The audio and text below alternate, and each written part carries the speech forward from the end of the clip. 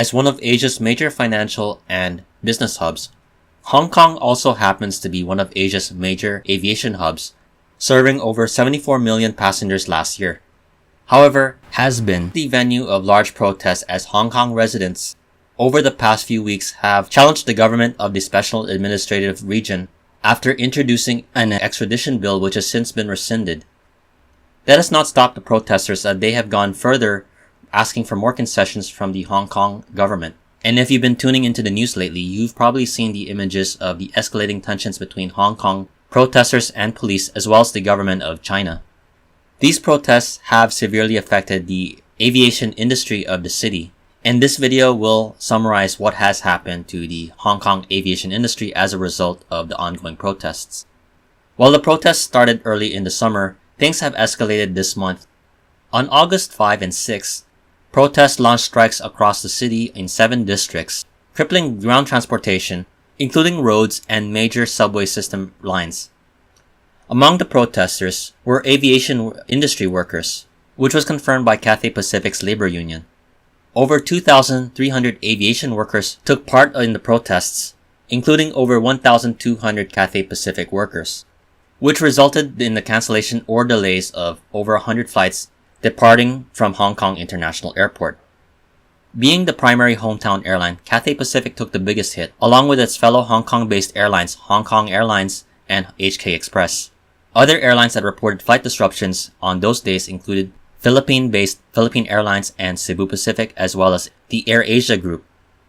In response to flight crews being involved in the protest, the Chinese aviation authorities cracked down on Hong Kong-based airlines, primarily Cathay Pacific, requiring the airline to submit flight crew lists prior to any departure of a flight that would pass over Chinese airspace.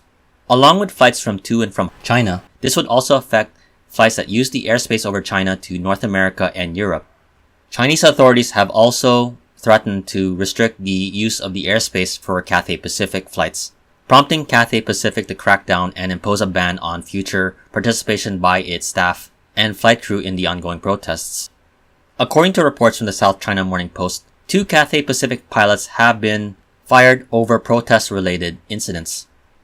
One was arrested during a riot situation and another was fired over the posting of an image referring to the sit-in protest at the airport. In a statement by the airline called for the restoration of law and order in the city and condemned any illegal and violent behavior, further stating, quote, "We abide by the rules and regulations of the Hong Kong Civil Aviation Department and those of all countries we serve and over those airspace we fly. Cathay Pacific will comply with the CAAC safety directives at all times." Recently, the protests have spilled into the airport, with the protesters sitting in the Terminal 1 arrivals area, with the numbers of protesters estimated to be around 5,000 at the airport.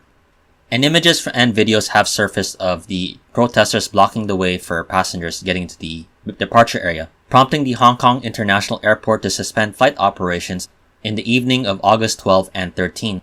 And things further escalated into violence as protesters blocked the way for medics then police to access an injured person the protesters believed to have been a undercover officer on the evening of August 13.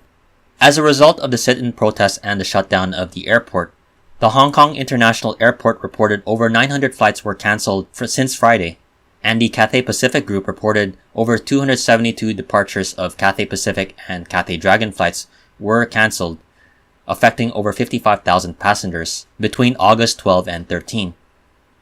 As a result of the protests, the Hong Kong airport secured a court order prohibiting any unlawful and willful obstruction or interfering with the proper use of the airport, referring to the protests.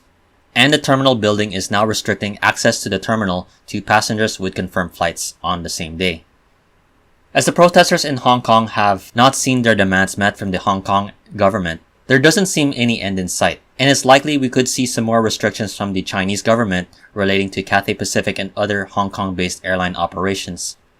As a major aviation hub, Hong Kong is a major transit point for travel to Asia and other parts of the world, and anything that happens in Hong Kong will severely affect the operations of the airport and also plans of travelers to and from the area. The protests along the incidents at the airport will go down as one of the biggest news stories not just in the aviation industry this year. This has been another edition of Flights in Asia, highlighting the news and updates from the aviation and travel industry from the Asia Pacific region. If you like this video, please like, comment, and subscribe. Once again, thank you for watching and have a great day.